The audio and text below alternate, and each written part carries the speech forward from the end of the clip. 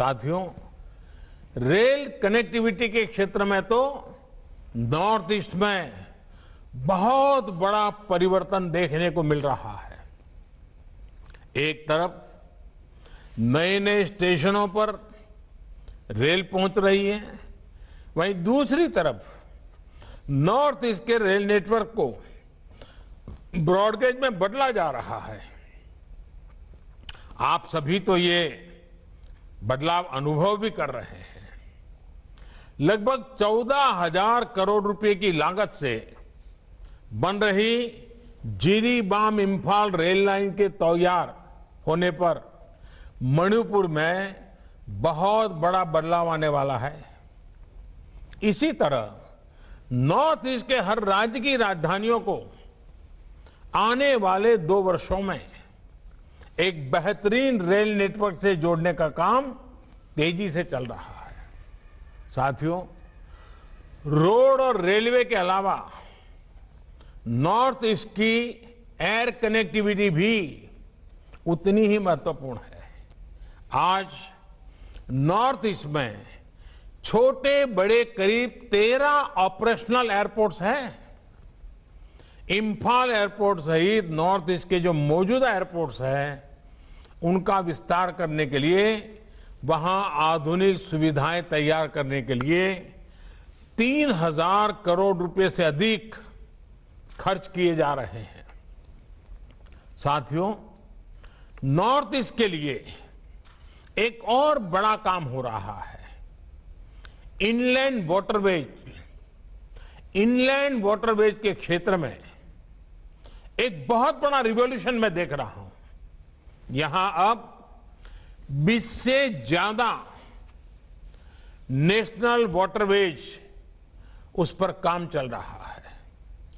भविष्य में यहां की कनेक्टिविटी सिर्फ सिलीगुड़ी कॉरिडोर तक सीमित नहीं रहेगी।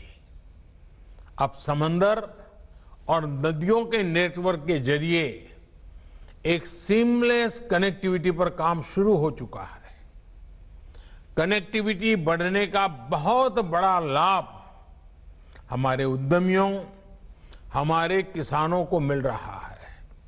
इससे नॉर्थ ईस्ट के लिए होने वाले ट्रांसपोर्टेशन में समय की बचत हो रही है।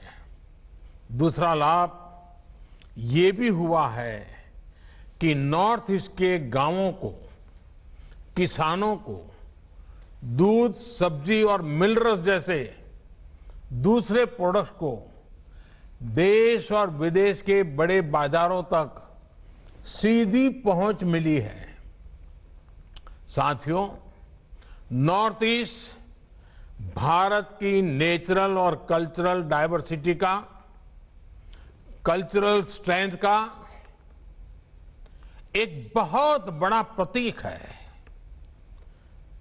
भारत की आन बान शान है।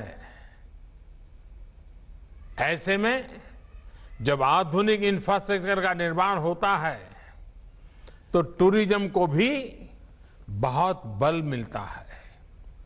मणिपुर सहित नॉर्थ ईस्ट का टूरिज्म पोटेंशियल अभी भी अनएक्सप्लोर्ड है।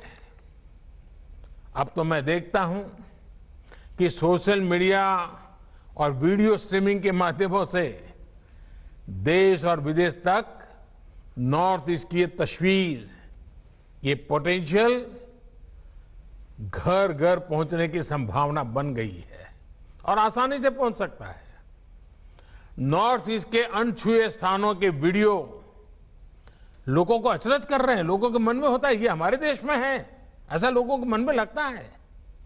नॉर्थ ईस्ट अपनी इस ताकत का पूरा लाभ उठाए, यहां के युवाओं को रोजगार के अवसर मिले, इसी दिशा में सरकार के अनेक काम आगे बढ़ रहे हैं। साथियों, नॉर्थ ईस्ट में देश के विकास का ग्रोथ इंजन बनने की क्षमता है। दिनों दिन मेरा ये विश्वास इसलिए गहरा हो रहा है क्योंकि अब पूरे नॉर्थ ईस्ट में शांति की स्थापना हो रही है। जहां से पहले सिर्फ नेगेटिव खबरें ही आती थी, वहां अब पीस, प्रोग्रेस और प्रॉस्पेरिटी का मंत्र गूंज रहा है।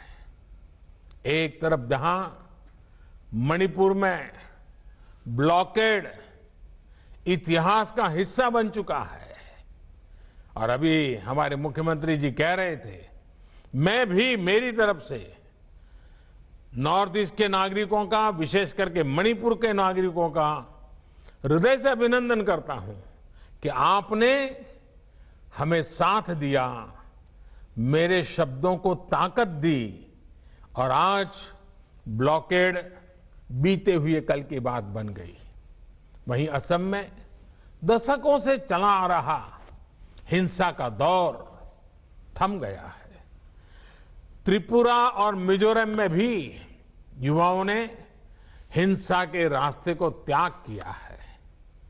अब ब्रू रियांग शरणार्थी एक बेहतर जीवन की ओर बढ़ रहे हैं। साथियों, बेहतर इंफ्रास्ट्रक्चर, कनेक्टिविटी और शांति, जब ये तीनों चीजें बढ़ती हैं तो इंडस्ट्री के लिए, इन्वेस्टमेंट के लिए संभावनाएं अनेक गुना बढ़ जाती है।